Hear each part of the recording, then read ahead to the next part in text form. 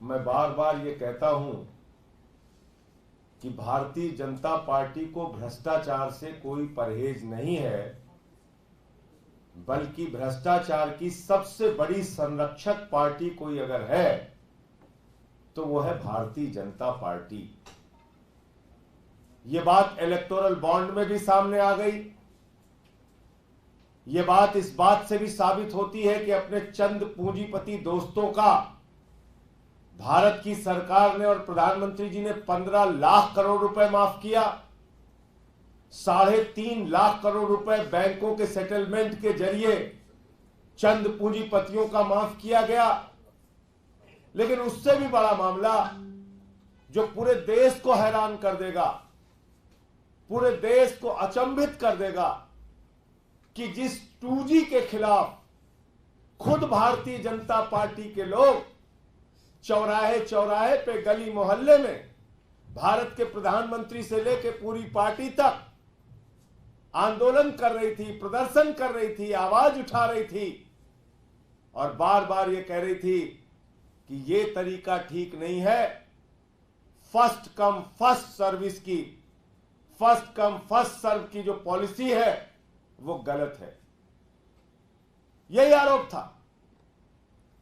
और 2012 में माननीय सर्वोच्च न्यायालय का ऐतिहासिक जजमेंट आया, ऐतिहासिक जजमेंट। उन्होंने कहा कि स्पेक्ट्रम जो बांटे जाएंगे,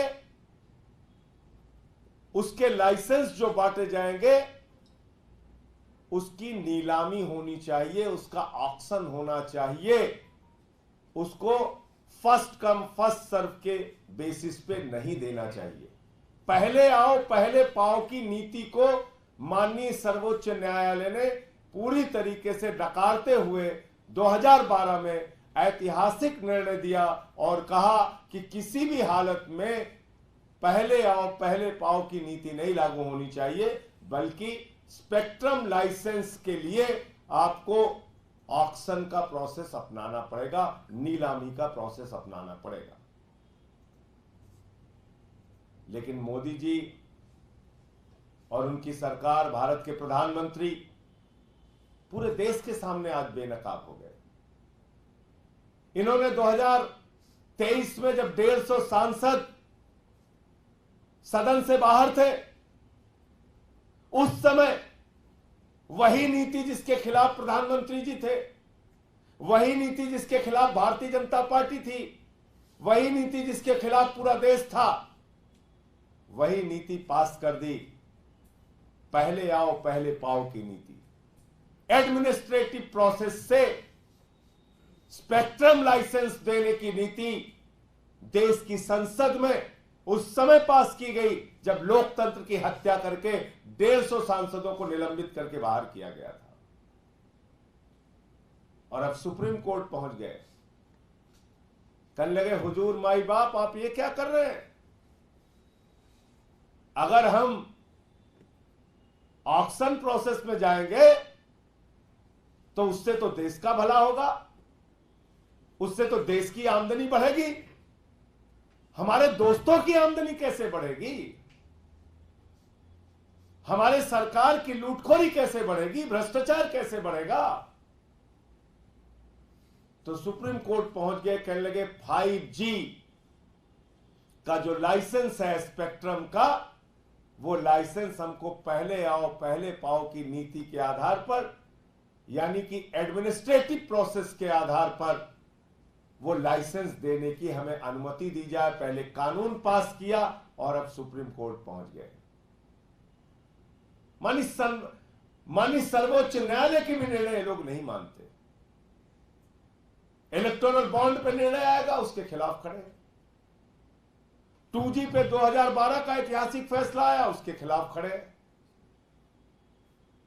तो आज पूरे देश के सामने भारत के प्रधानमंत्री नरेंद्र मोदी और उनकी सरकार का चेहरा बेनकाब हो गया है। ये मोदी जी का 5G घोटाला है, 5G का महा घोटाला। अपने दोस्तों के लिए वो सब कुछ करने के लिए तैयार है। प्रधानमंत्री नरेंद्र मोदी जी देश के लिए नहीं, दोस्तों के लिए सब कुछ कुर्बान करने को तैयार है। अपने एक दोस्त को उन्होंने बिजली दे दिया, पानी दे दिया, सड़क दे दिया, स्टील दे दिया, कोयला दे दिया, गैस दे दिया, पोर्ट दे दिया, एयरपोर्ट दे दिया, पूरा हिंदुस्तान उसी आदमी को दे दिया और अपने भतीजे को बीसीसीआई का चेयरमैन बना दिया। प्रधानमंत्री जी, आप इस देश की जनता को मूर्ख समझते हैं? 15 लाख करोड़ रुपए आपने चंद पूंजीपतियों का माफ कर दिया। देश के जितने भ्रष्टाचारी, बड़े बड़े भ्रष्टाचारी हैं, उनको बुला बुला के आपने अपनी पार्टी के अंदर शामिल कर लिया। आपको शर्म नहीं आती? आप भ्रष्टाचार के खिलाफ बोलते भी हैं और भ्रष्टाचार का संरक्षण भी करते हैं, भ्रष्टाचार का लाइसेंस चाहते हैं। ये 5G घोटाला जो प्रधानमंत्री नरेंद्र मोदी के नेतृत्व में देश के अंदर किया जा रहा है, ये घोटाला मैं ये समझता हूं कि भारत का सबसे बड़ा घोटाला साबित होगा। ये 5G महाघोटाला साबित होगा। इसलिए पूरे देश की जनता को इस बात के लिए आवाज उठानी चाहिए, सारी पार्टियों को इस बात के लिए आवाज उठानी चाहिए कि जिस प्रक्रिया का खुद प्रधानमंत्री ने और उनकी पार्टी ने विरोध किया, आज वही प्रक्रिया संसद के अंदर कैसे पास की गई, आज वही प्रक्रिया सुप्रीम कोर्ट से आप क्यों पास कराना चाहते हैं? आप का ये 5G महाघोटाला हम लोग होने नहीं देंगे और आपका ये दोहरा चरित्र अब पूरे देश के सामने आ गया है। आप क्या क्या कर रहे हैं पूरा देश अब आप जान चुका है। 3.5 लाख करोड़ रुपए बैंकों का सेटलमेंट करने के नाम पर आपने चंद पूंजीपतियों का माफ कर दिया और ये वीडियो आप लोग जरूर देखिए। भारत के प्रधानमंत्री ने अजीत पवार के बारे में क्या कहा था? अगर मैं एनसीपी की बात करूं तो एनसीपी पर भी करीब 70,000 करोड़ रुपए के घोटालों का आरोप है। महाराष्ट्र स्टेट कोऑपरेटिव बैंक घोटाला, महाराष्ट्र सिंचाई घोटाला, अवैध खनन घोटाला, इनकी लिस्ट भी बहुत लंबी है। बस बंद कर दीजिए। देखिए लंबी लिस्ट कौन सुना रहा है? भारत के प्रधानमंत्री कोई मामूली आदमी नहीं है। दुनिया के अपने आप को सबसे बड़ा ताकतवर नेता होने का दावा करते हैं। ये दुनिया के सबसे बड़े नेता नहीं है, ये दुनिया के सबसे बड़े भ्रष्टाचारियों के संरक्षक है। भारत के प्रधानमंत्री दुनिया के सबसे बड़े भ्रष्टाचारियों के संरक्षक। और ये आप देखिए, ये कोऑपरेटिव बैंक घोटाले में अजीत पवार और उनकी पत्नी सुनेत्रा पवार और उनके नेफ्यू तीनों को क्लीन चिट मिल गई। बीजेपी की सरकार ने क्लीन चिट दे दिया उनको, मोदी जी ने क्लीन चिट दे दिया। ये आप कर रहे हैं, खुद से आरोप लगाते हैं 70,000 करोड़ के घोटाले का, कोऑपरेटिव बैंक घोटाले का जिक्र करते हैं आप। इसका जवाब कौन देगा? प्रधानमंत्री जी। तो इसलिए ये बात अब देश के सामने आ गई है कि देश के सारे संसाधन लूटकर, भ्रष्टाचार करके प्रधानमंत्री जी अपने चंद दोस्तों को देना चाहते हैं और ये 5G का महाघोटाला, इसको करने के लिए सुप्रीम कोर्ट तक पहुंच गए हैं। आपके कोई प्रश्न हो तो आप पूछ सकते हैं।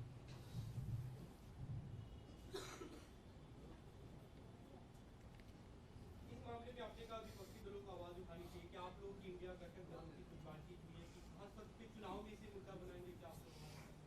अब देखिए, ये तो एक बहुत बड़ा मुद्दा है। निश्चित रूप से इसके बारे में हम लोग बोलेंगे। जो प्रक्रिया जिस पर सुप्रीम कोर्ट का निर्णय 2012 में आ चुका है, खुद सरकार ने उसका विरोध किया था, बीजेपी सरकार ने और भारतीय जनता पार्टी ने, खुद मोदी जी ने। आपका स्तर इतना, मतलब इतने खुलेपन पे आप उतर आए हैं कि आप पहुंच गए, आपने संसद में कानून भी पास कर लिया, 150 सांसदों को निलंबित करके बाहर भी कर दिया अपने दोस्तों का फायदा पहुंचाने के लिए। मोदी जी अपने दोस्तों के लिए इस देश को नीलाम कर रहे हैं, इस देश के संसाधनों को नीलाम कर रहे हैं। उनको देश की चिंता नहीं है, अपने दोस्तों की चिंता है। सर, सैम पित्रोदा का एक बयान आया है। प्रधानमंत्री 2 दिन पहले कह रहे थे कि संपत्ति जो है वो कांग्रेस ने अपने मैनिफेस्टो में रखा है कि आपकी संपत्ति लेकर दे दी जाएगी। तो आप सैम पित्रोदा कह रहे हैं विरासत कानून की बात कर रहे हैं जो अमेरिका में है, उसका जिक्र वो करते हुए कहते हैं कि देश को भी मिलना चाहिए संपत्ति। भैया इस देश की सारी संपत्ति तो प्रधानमंत्री जी लूट लूट के अपने दोस्तों को दे रहे हैं। मैंने गिना तो दिया, कि ये फिर बोलूं, बार बार बोलना पड़ता है। अपने एक ही दोस्त को, एक ही प्यारा दोस्त है उनका, जिसको उन्होंने कोयला दे दिया, गैस दे दिया, बिजली दे दिया, पानी दे दिया, सड़क दे दिया, पोर्ट दे दिया, एयरपोर्ट दे दिया, आकाश दे दिया, पाताल दे दिया, पूरा हिंदुस्तान उसी को दे दिया। उसी दोस्त को 2.5 लाख करोड़ रुपए का कर्जा दे दिया, 15 लाख करोड़ रुपए पूंजीपतियों का माफ कर दिया, 3.5 लाख करोड़ रुपए बैंकों का सेटलमेंट करके चंद पूंजीपतियों का माफ कर दिया। ये तो प्रमाणित सत्य है ना, इसके लिए तो कहीं जाना नहीं है आपको। और कहते झोला लेके भाग जाएंगे। ऐसे कैसे झोला लेके आप भाग जाएंगे? आपको एक एक पैसे का हिसाब देना पड़ेगा। और जिस दिन इंडिया गठबंधन की सरकार बनेगी, ये 15 लाख करोड़ रुपए की डकैती जो इस देश की जनता के ऊपर डाली गई है, अपने दोस्तों का जो उन्होंने कर्जा माफ किया है, टैक्स माफ किया है, और जो 3.5 लाख करोड़ रुपए बैंकों का कर्जा माफ किया है अपने दोस्तों का, इसका सब का एक एक करके हिसाब होगा और वो सारा का सारा पैसा इन बेईमानों से वापस लिया जाएगा। सैम पित्रोदा के बयान से आप इत्तेफाक करते हैं कि सबके पास समान संपत्ति का बंटवारा होना चाहिए। आप एक चीज ये बताइए मुझे, इस देश के 82 करोड़ लोग 5 किलो राशन पे जिंदा हैं। 82 करोड़ लोग, किसान आत्महत्याएं कर रहा है, 1.5 करोड़ नौजवान पेपर लीक से उसकी जिंदगी बर्बाद हो गई। इस देश के संसाधनों पर, इस देश की संपत्ति पर खाली मोदी जी उनके दोस्तों का कब्जा रहेगा? बताइए ना मुझे। मैं किसी के बयान पर कोई टिप्पणी नहीं करना चाहता, लेकिन मैं भारत के प्रधानमंत्री से सवाल पूछता हूं, देश की जनता के 15 लाख करोड़ रुपए के ऊपर डकैती कैसे डाली आप लोगों ने? 3.5 लाख करोड़ रुपए अपने दोस्तों का बैंक का कर्जा क्यों माफ किया आपने?